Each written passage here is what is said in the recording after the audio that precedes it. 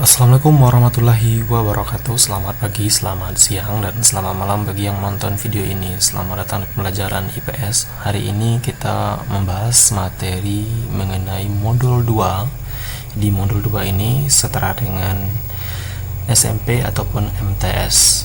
Nah, kali ini di modul kedua kita akan bahas materi ataupun tema tentang antara aku dan Indonesia. Sebelumnya kita sudah membahas di modul yang pertama itu dengan tema Indonesia Kaya, dan sekarang kita bahas materi di modul yang kedua itu antara aku dan Indonesia. Nah, di hari ini kita akan membahas modul dengan 2 unit sekaligus dalam satu video. Oke, kita bahas dulu yang pertama. Unit yang pertama kita akan membahas aku penduduk Indonesia.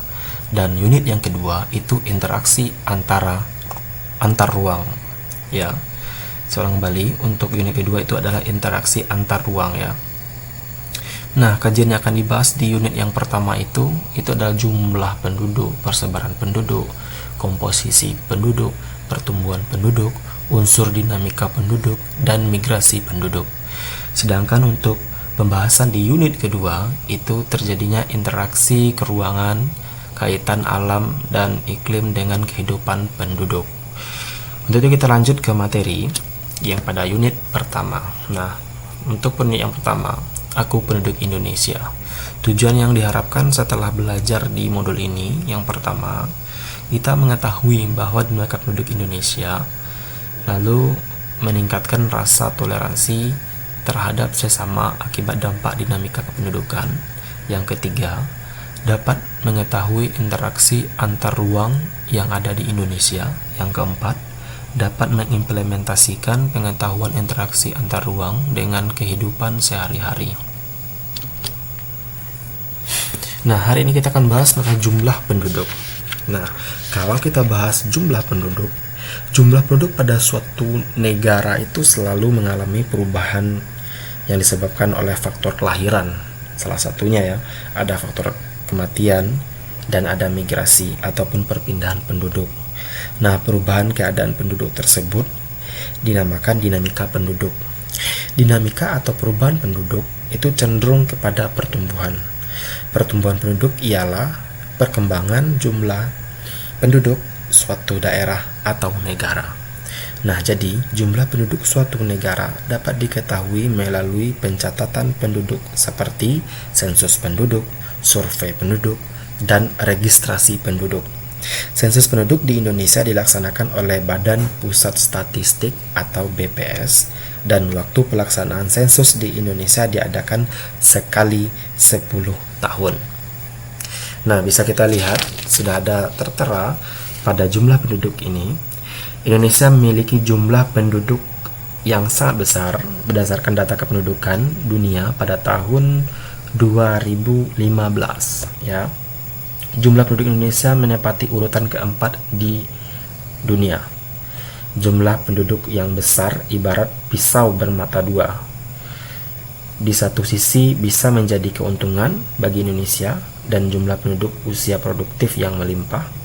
Namun di sisi lain bisa menjadi kerugian, ya, bila jumlah penduduk yang besar itu memiliki kualitas yang rendah dilihat dari pendidikan, kesehatan, ataupun kesejahteraan nantinya. Nah, bisa kita lihat di sini sudah terdapat itu posisi pertama itu ada Tiongkok dengan jumlah penduduknya itu 1,372 juta jiwa. Sedangkan India itu pada 1,314 juta jiwa. Lalu yang ketiga ada Amerika Serikat dengan jumlah, ya, sekitar 321 juta jiwa. Dan yang keempat itu Indonesia, pada posisi keempat itu ada 256 juta jiwa. Maaf, ya, untuk lambang negara itu kebalik, ya. Yang ini India, yang ini Amerika. Jadi posisinya kebalik. Jadi mohon dimaafkan untuk videonya. Jadi untuk India, ini India, ya, sedangkan ini Amerika. Untuk posisi tidak salah, cuman gambar peletakan gambar benderanya yang salah. Jadi Tiongkok pertama, kedua itu India, ketiga Amerika, dan keempat Indonesia. Seperti itu ya. Oke, kita lanjut ke persebaran penduduk. Persebaran penduduk adalah bentuk penyebaran penduduk di suatu wilayah atau negara. Apakah penduduk tersebut tersebar merata atau tidak? Nah, persebaran penduduk dapat dikenali dari kepadatan penduduk. Apa itu kepadatan penduduk? Kepadatan penduduk adalah indikator adanya perbedaan sumber daya yang dimiliki suatu wilayah. Wilayah yang dimiliki sumber daya yang lebih baik, baik sumber fisik maupun manusianya, akan cenderung dipadati penduduk. Bisa kita lihat peta kepadatan penduduk Indonesia tahun 2013. Nah, bisa kita lihat di sini Pulau Jawa itu termasuk warna merah, berarti kepadatannya sangat tinggi dibandingkan dengan pulau besar lainnya. Nah, bisa kita lihat dari Kalimantan itu kuning, berarti agak sedikit ya dibandingkan pulau-pulau lain, termasuk itu pulau Indonesia bagian timur itu Maluku Utara, Maluku, dan Papua. Itu cenderung sedikit ya. Sedangkan pada bagian Sumatera itu, Sumatera Utara dengan Sumatera Barat itu termasuk menengah ya, dan masuk Lampung. Oke, kita lanjut. Ini adalah tabel jumlah persebaran penduduk di Indonesia berdasarkan provinsi. Setiap tahunnya mengalami peningkatan dalam jumlah kependudukan. Yang ketiga, kita masuk ke komposisi penduduk. Nah, komposisi penduduk itu adalah pengelompokan penduduk berdasarkan usia, umur, jenis kelamin, mata pencarian, agama, bahasa, pendidikan, tempat tinggal, jenis pekerjaan, dan lain-lainnya. Komposisi penduduk diperlukan dalam suatu negara karena dapat disajikan dasar pengambilan keputusan ataupun penentuan kebijaksanaan dalam pelaksanaan pembangunan. Nah, perbandingan jumlah pria dan wanita ini sudah terlihat di Indonesia. Wanita ini bisa kita lihat ada 118.010.413, sedangkan untuk pria itu 119.630.913. Berarti ada sekitar 49,66% Indonesia diduduki atau memiliki penduduk wanita, sedangkan untuk pria itu ada 50,34%. Berarti agak besaran sedikit jumlah penduduk pria daripada wanita di Indonesia. Ini bisa dikatakan hampir seimbang ya, mungkin besar sedikit dari lebih banyakan sedikit pria ya daripada wanita gitu. Gambar mengenai komposisi penduduk perlu dikaji atau dipelajari karena berbagai alasan. Nah, antara lain, setiap penduduk pasti memiliki usia dan jenis kelamin yang berbeda, sehingga memiliki potensi dan kemampuan yang berbeda pula. Yang pertama, komposisi penduduk berdasarkan usia. Komposisi penduduk dibuat berdasarkan interval usia tertentu, seperti 0 sampai 5 tahun. Atau disebut juga dengan usia balita. 6 sampai 12 tahun itu bisa dikatakan usia SD, 13 sampai 15 tahun itu usia SMP, tahun 16 sampai 18 usia SMA, dan 19 sampai 24 tahun itu bisa dikatakan usia perguruan tinggi. 25 sampai 60 tahun usia dewasa, dan lebih dari 60 tahun usia lanjutan. Nah, selain itu, komposisi penduduk juga dapat dibuat berdasarkan usia produktif dan usia non-produktif. Misalnya, dari usia 0 sampai 14 tahun, usia belum produktif, sedangkan 15 sampai 64 tahun usia produktif, dan usia lebih dari 65 tahun tidak produktif lagi. Nah, yang kedua, itu yang B, itu komposisi penduduk berdasarkan jenis kelamin. Komposisi penduduk berdasarkan jenis kelamin juga penting untuk diketahui karena dapat digunakan dalam menghitung angka perbandingan jenis kelamin atau sex ratio. Perbandingan tersebut dapat digunakan untuk memperkirakan bentuk pemberdayaan penduduk sebagai sumber daya manusia sesuai dengan karakteristiknya, misalnya berkenaan dengan pekerjaan, tanggung jawab, serta bentuk pengembangan pendidikan dan pelatihan yang sesuai dengan potensi dan kemampuan penduduk. Kita masuk ke dinamika penduduk. Jumlah penduduk suatu negara dari tahun ke tahun meningkat terus, termasuk jumlah penduduk di negara Indonesia. Jarang sekali kita mendengar bahwa jumlah penduduk suatu negara tetap jumlahnya. Secara pasti, mulai tahun 1920 sampai pada tahun 1920 jumlah penduduk Indonesia itu adalah sekitar 49,3 juta. Namun, jumlah tahun 2016 adalah sebesar 259 juta. Indonesia menempati urutan keempat jumlah penduduk di tahun 2016 seperti yang terlihat pada tabel berikut. Nah, ini data populasi dunia, Top World Population Ranking in tahun 2050 nantinya ya. Itu terlihat pada tahun 2016 itu Tiongkok masih di posisi pertama, yang kedua itu ada India, yang ketiga ada USA, dan yang keempat Indonesia, kelima Brazil, 6 Pakistan, dan 7 Nigeria. Nah, ini nanti perkiraan nanti akan terjadi penurunan di tahun 2050 nantinya. Indonesia itu berada di posisi kelima dan disalip oleh negara Nigeria nanti di posisi keempat. Namun di posisi pertama kemungkinan nanti India akan melejit naik, tapi posisi tetap mungkin USA, Pakistan tetap, dan Brazil mungkin mengalami penurunan nantinya ke posisi yang ke-7. Itu adalah prediksi dari data populasi dunia. Nah, kita masuk ke faktor-faktor yang mempengaruhi dinamika penduduk. Nah, jumlah penduduk dapat mengalami perubahan dari waktu ke waktu, yaitu bertambah atau berkurang. Dinamika penduduk atau perubahan jumlah penduduk dipengaruhi oleh 3 faktor. Yang pertama itu ada faktor kelahiran atau disebut juga dengan natalitas. Yang kedua, kematian atau disebut juga dengan mortalitas. Dan yang ketiga itu ada perpindahan atau disebut juga dengan migrasi. Nah, jadi jumlah kelahiran dan kematian sangat menentukan dalam pertumbuhan penduduk Indonesia. Oleh karena itu, kita perlu mengetahui faktor-faktor yang mempengaruhi kelahiran dan kematian. Kita masuk ke natalitas atau kelahiran, ya. Penunjang kelahiran pronatalitas. Nah, ini kita masuk ke penunjangnya ya. Yang pertama, kawin usia muda itu bisa menambah kelahiran atau penunjang atau pronatalitas ya. Yang kedua ada pandangan banyak anak banyak rezeki. Nah, itu semakin banyak jumlah penduduk nantinya. Lalu yang ketiga, anak menjadi harapan bagi orang tua sebagai pencari nafkah.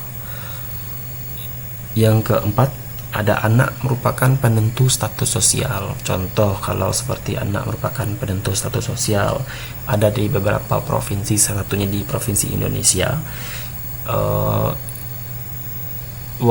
Masyarakat tersebut harus harus dikatakan memiliki misalnya anak laki-laki. Kalau tidak ada punya anak laki, maka dia harus mencari anak laki-laki gitu. Atau mungkin pengen punya anak perempuan, sehingga jumlah anak yang dilahirkan masih anak laki-laki, sehingga membuat jumlah anggota keluarga bertambah. Itu salah satu penunjang kelahiran tadi, atau anak merupakan penentu status sosial. Lalu yang kelima itu anak merupakan penerus keturunan, terutama anak laki-laki, yang bisa dikatakan tadi kalau nggak ada anak laki-laki dia akan mencari anak laki-laki kembali. Berarti jumlah anggota keluarganya akan bertambah. Itu akan menentukan salah satunya faktor kelahiran yang bertambah banyak, mengakibatkan pronatalitas berarti ya. Kalau kita masuk ke penghambat kelahiran atau antinatalitas, itu ada 3. Yang pertama dengan pelaksanaan program keluarga berencana atau KB. Yang kedua itu penundaan usia perkawinan dengan alasan menyelesaikan pendidikan, dan yang ketiga semakin banyak wanita karir. Nah, di sini bisa kita lihat semakin banyak wanita berkarir, maka untuk berpikiran untuk menikah itu agak sedikit diundur atau tidak terlalu tergesa-gesa. Sedangkan untuk penunda usia perkawinan itu salah satu hal yang bisa menghambat kelahiran dengan cara menunda usia pernikahannya yang mungkinnya belasan tahun, itu bisa dimasukkan ke usia yang kepala 2 atau 25 ke atas atau 24 ke atas gitu, sehingga jumlah penduduk bisa dibatasi gitu. Itu salah satu faktor dari natalitas atau kelahiran tadi, ada penghambat dan ada penunjangnya. Kita masuk ke mortalitas atau kematian. Nah, penunjang kematian itu atau pronatalitas itu yang pertama, rendahnya kesadaran masyarakat akan pentingnya kesehatan. Nah, di sini masih banyak sekali masyarakat tidak mementingkan pola hidup sehat, sehingga itu dapat menunjang kematian tadi.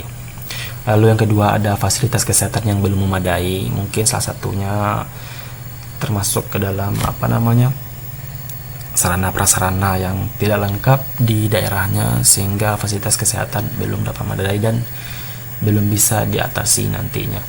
Yang ketiga, itu ada keadaan gizi penduduk yang rendah. Ini salah satu faktor gizi, faktor makanan, faktor pendapatan juga bisa ya, faktor pendapatan keluarga, sehingga yang dimakan atau yang dikonsumsi oleh keluarga tersebut itu berdampak terhadap gizi dari penduduk yang rendah tadi. Yang keempat, terjadinya bencana alam seperti gunung meletus, gempa bumi, banjir. Nah, ini juga salah satu faktor penunjang kematian. Yang kelima, itu ada peperangan, wabah, penyakit, ataupun pembunuhan. Di sini bisa dilihat bahwa dalam penghambatan kematian itu ada 5. Yang pertama, itu meningkatkan kesadaran penduduk atas pentingnya kesehatan. Yang kedua, fasilitas kesehatan yang memadai. Yang ketiga, meningkatkan keadaan gizi penduduk. Yang keempat, memperbanyak tenaga medis seperti dokter dan bidan. Dan yang kelima, kemajuan di bidang kedokteran. Kita masuk ke migrasi penduduk. Nah, migrasi, apa itu migrasi? Migrasi itu adalah perpindahan penduduk dari suatu tempat ke tempat yang lain dengan melewati batas negara ataupun batas administrasi dengan tujuan untuk menetap maupun tidak menetap. Nah, jenis-jenis migrasi bisa kita lihat. Migrasi internasional itu terbagi menjadi 3, ada imigrasi, ada emigrasi, ada remigrasi. Bagaimana cara menjelaskannya atau membedakannya? Imigrasi, kita anggap I itu in, masuk, berarti penduduk di suatu negara itu masuk ke negara lain. Nah, sedangkan emigrasi itu apa? X yang berarti keluar, berarti dia keluar dari suatu negara tadi. Lalu remigrasi itu dia atau repatriasi itu sama dengan kembalinya dia ke daerah asalnya. Misalnya dia di negara A lalu pergi ke negara B, sedangkan dia asalnya di negara A, lalu dia kembali lagi ke negara A. Nah, itu yang disebut dengan remigrasi. Yang kedua, kita masuk ke imigrasi nasional atau internasional. Ada urbanisasi, itu perpindahan penduduk dari desa ke kota. Nah, yang ketiga, ada transmigrasi, itu perpindahan penduduk dari pulau yang padat penduduk ke pulau yang jarang. Nah, ini ada beberapa pembagian, ada transmigrasi umum, ada khusus, ada spontan, dan ada lokal. Nah, apa bedanya? Kalau umum itu dilaksanakan dan dibiayai oleh pemerintah, sedangkan transmigrasi khusus itu dilaksanakan dengan tujuan tertentu seperti penduduk yang terkena bencana alam.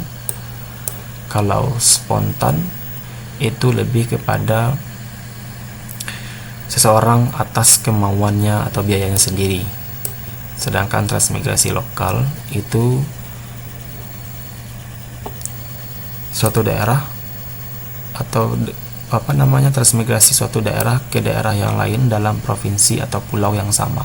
Berarti ini masih provinsi yang sama, misal antar kota atau antar kabupaten atau antar provinsi.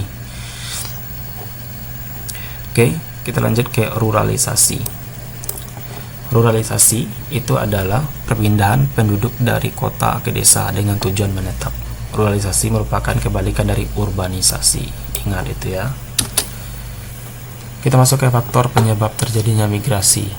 Ada faktor ekonomi, ada faktor keselamatan, ada faktor keamanan, ada faktor politik, ada faktor agama, ada faktor kepentingan pembangunan, dan ada faktor pendidikan. Dampak migrasi penduduk itu dampak positif migrasi internasional.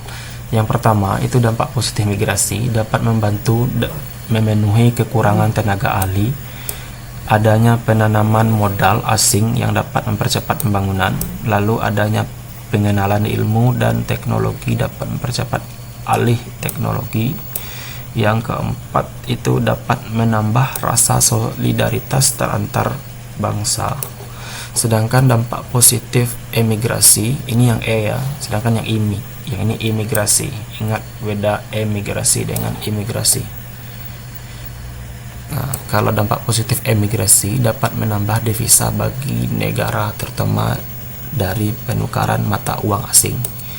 Yang kedua dapat mengurangi ketergantungan tenaga ahli dari luar negeri, terutama orang yang belajar ke luar negeri dan kembali ke negara asalnya. Dan yang ketiga dapat memperkenalkan kebudayaan ke bangsa lain. Dampak positif migrasi nasional. Salah satunya dampak positif transmigrasi. Yang pertama dapat meningkatkan taraf hidup masyarakat, terutama transmigran. Yang kedua dapat memenuhi kekurangan tenaga kerja di daerah tujuan transmigrasi. Yang ketiga dapat mengurangi pengangguran bagi daerah yang padat penduduknya. Dan yang keempat dapat mempercepat pemerataan persebaran penduduk. Sedangkan dampak positif urbanisasi dapat memenuhi kebutuhan tenaga kerja di kota, mengurangi jumlah pengangguran di desa, meningkatkan taraf hidup penduduk desa, kesempatan membuka usaha-usaha baru di kota semakin luas, dan yang terakhir itu perekonomian di kota semakin berkembang. Dampak negatif migrasi internasional. Ini dampak negatif dari imigrasi ya. Salah satunya itu masuknya budaya asing yang tidak sesuai dengan kepribadian bangsa, sehingga salah satunya akan timbul budaya baru dan bisa merusak budaya-budaya bangsa. Itu salah satu dari dampak negatif dari imigrasi. Yang kedua, imigran yang masuk ada kalanya di antara mereka memiliki tujuan yang kurang baik seperti pengedaran narkoba, bertujuan politik dan lain-lainnya. Ini salah satu memecah belah suatu negara. Yang kedua, itu dampak negatif dari emigrasi. Itu ada dua juga, itu kekurangan tenaga terampil dan ahli bagi negara yang ditinggalkan. Yang kedua, emigran tidak resmi dapat memperburuk citra negaranya. Dampak negatif migrasi nasional. Dampak negatif transmigrasi. Yang pertama, adanya kecemburuan sosial antara masyarakat setempat dengan para transmigran. Yang kedua, terbengkalainya tanah pertanian di daerah transmigrasi karena transmigran tidak betah dan kembali ke daerah asalnya. Sedangkan dampak negatif urbanisasi ya ada 5. Yang pertama, berkurangnya tenaga terampil dan terdidik di desa. Yang kedua, meningkatnya tindakan kriminalitas di kota. Yang ketiga, meningkatnya pengangguran di kota. Yang keempat, timbulnya permukaan atau permukiman kumuh akibat sulitnya mencari perumahan. Dan yang terakhir itu lalu lintas di kota sangat padat sehingga sering menimbulkan kemacetan lalu lintas. Nah, ini termasuk penugasan. Oke, terima kasih sudah menonton videonya. Baik, hari ini kita akan coba membuat tugas. Ada 4 tugas. Yang pertama, saya bacakan. Mengapa terjadi perbedaan pertumbuhan penduduk yang sangat mencolok dari provinsi yang ada di Pulau Jawa? dan luar Pulau Jawa. Nah, kenapa? Kenapa jumlah penduduk di Pulau Jawa lebih pesat daripada di luar Jawa? Kenapa? Silahkan jawab. Yang kedua, menurut warga belajar, dengan jumlah penduduk Indonesia yang besar, hal ini termasuk keuntungan atau kerugiankah bagi Indonesia? Yang ketiga, bagaimana langkah pemerintah untuk mengatasi masalah ketidakmerataan kepadatan penduduk di Indonesia? Dan yang keempat, berdasarkan ranking jumlah penduduk terbanyak di dunia, itu adalah Indonesia. Nah, kenapa Indonesia berada di posisi keempat menurut warga belajar? Bagaimana cara mengatasi jumlah penduduk yang semakin padat tersebut? Oke, terima kasih dulu atas waktunya sudah menonton video ini. Terima kasih sudah mendengarkan dan memahami videonya. Jangan lupa untuk klik tombol subscribe-nya dan klik tombol loncengnya sehingga dapat informasi-informasi video terbaru dari kami. Saya cukupkan dulu. Assalamualaikum warahmatullahi wabarakatuh.